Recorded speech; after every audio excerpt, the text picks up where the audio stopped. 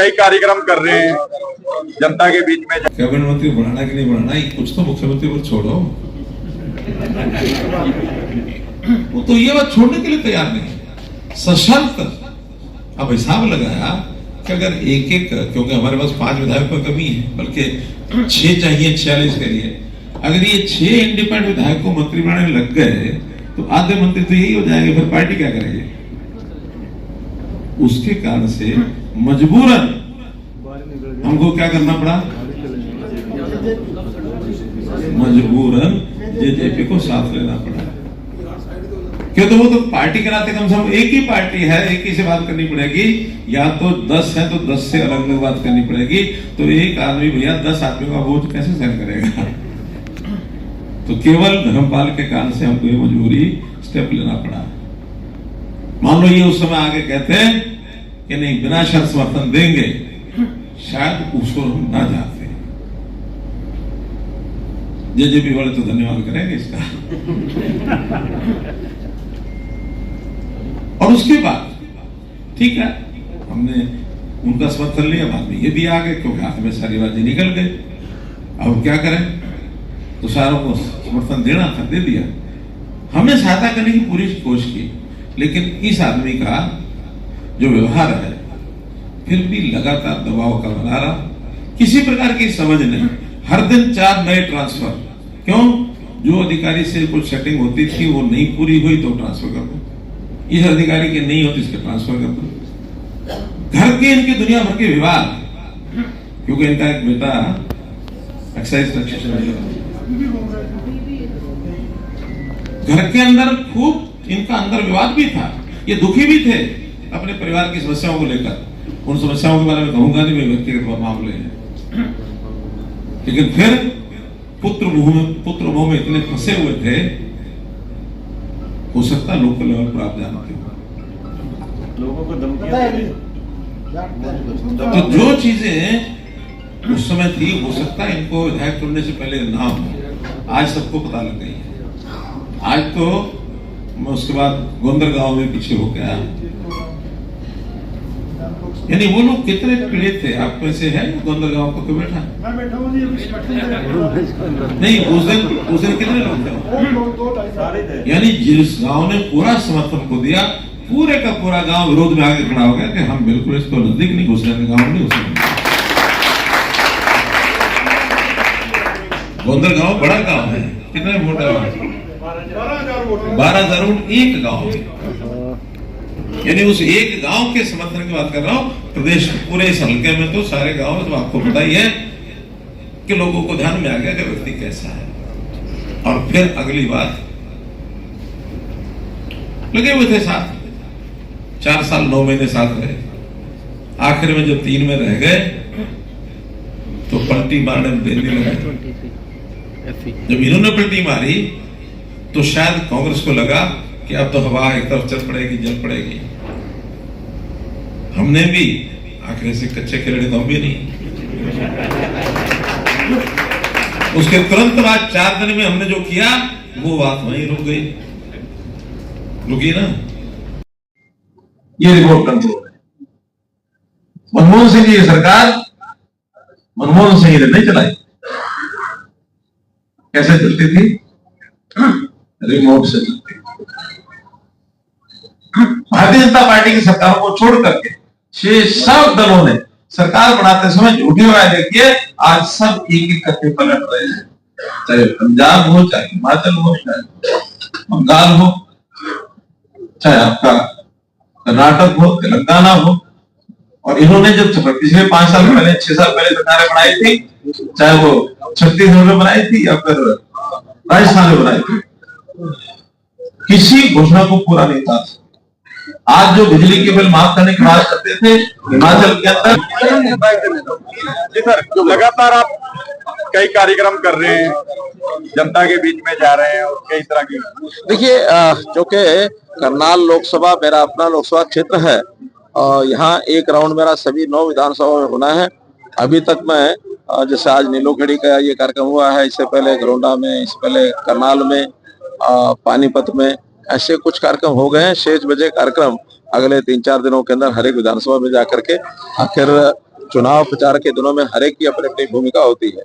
मेरी भूमिका यही है कि जो हमारे बहुत प्रतिष्ठित लोग हैं, बहुत समाज में अग्रणी लोग हैं, जिनको हम की वोटर, प्रभावी मतदाता कहते हैं, आखिर इनके सामने भी बहुत तर्कसंगत तरीके से कि हमको आखिर सरकार भारतीय जनता पार्टी की क्यों लोग बनाए, तो उसमें निश्चित रूप से हम कांग्रेस के जो कारनामे हैं उनके समय के 10 साल के और हमारे जो हमने काम किए हैं जो जनता को पसंद आए हैं, उसका हमको भी प्रसाद पहले मिला भी है। लोकसभा के चुनाव में भी 9 की 9 विधानसभा में हमारी बढ़त रही है और लोकसभा चुनाव में जब लोगों को बताते रहे हैं तो बहुत अति प्रसन्नता और उन्होंने अपना संतोष व्यक्त किया है कि हाँ, भारतीय जनता पार्टी की सरकार ही ये सारे काम दे सकती है। कांग्रेस के लोग तो इतने बौखला गए हैं कि जो सुधारात्मक काम, सुधारवादी काम हमने किए 10 साल में, उसी को उल्टा पाठ पढ़ाने के लिए लगे हैं, जिस पर लोग विश्वास नहीं करेंगे। क्योंकि जिस प्रकार की नौकरियों की भ्रष्टाचारी नीति कांग्रेस की चलती थी, उन्होंने फिर उस पर बोलना शुरू कर दिया है। हम आएंगे तो हम आपको इतने नौकरियां ला के देंगे। नौकरी हम देने वाले कौन है? नौकरी तो जो योग्य व्यक्ति है वो हमसे ले लेता है, उसकी योग्यता के आधार पर टेस्ट में जब वो पास होता है, अच्छे अंक लाता है, तो वो नौकरी लेता है।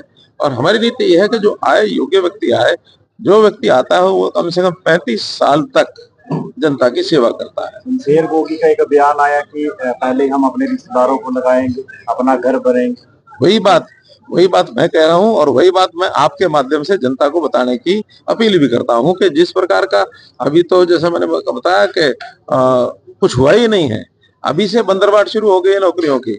यानी करनाल के भाजपा के प्रत्याशी जगमोहन आनंद जी, उन्होंने कांग्रेस की प्रत्याशी सुमित्रा सिंह के ऊपर आरोप लगाया कि वो कार्यकर्ताओं को धमका रहे हैं और कहीं ना कहीं कार्यक्रम ना करवाने के लिए उनको प्रेशराइज किया जाए। मैंने बताया मेरे पास पूरे हरियाणा से ये खबरें हैं, केवल करनाल की ही नहीं, हरियाणा के उनके जो प्रत्याशी है या उनके जो प्रत्याशियों के गुर्गे हैं, वो इस प्रकार के फोन कर करके धमकाते हैं और धमकाने के बाद भी यानी उनके घरों में लोगों को भी भेजते हैं, लोगों को प्रभावित करने के लिए तरह तरह के लालच भी देते हैं।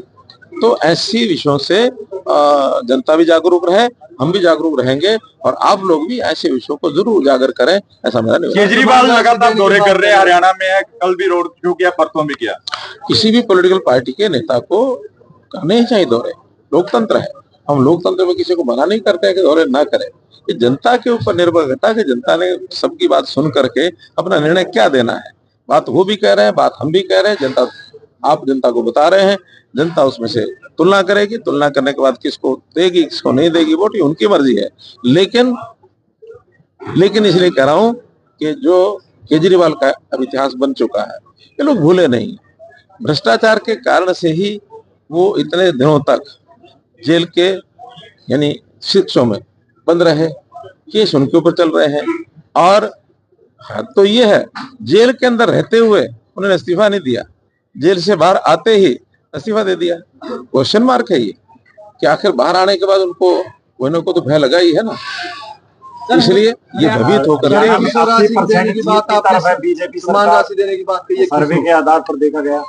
मैं तो कह रहा हूं कि बीजेपी की तरफ हम अग्रसर हैं, लेकिन चुनाव है तो चुनाव में मेहनत, हमारा नीचे तक का कार्यकर्ता, बूथ लेवल तक का कार्यकर्ता लगातार जब तक पोलिंग नहीं होती तब तक हम आखिरी वोट डालने तक हमारा कार्यक्रम। प्रधानमंत्री जी अमेरिका गए हैं और 280 रुपए देने की बात की आपने रसोई घर में, उधर से कांग्रेस भी कह रही है हमारा भाजपा ने कॉपी पेस्ट कर लिया।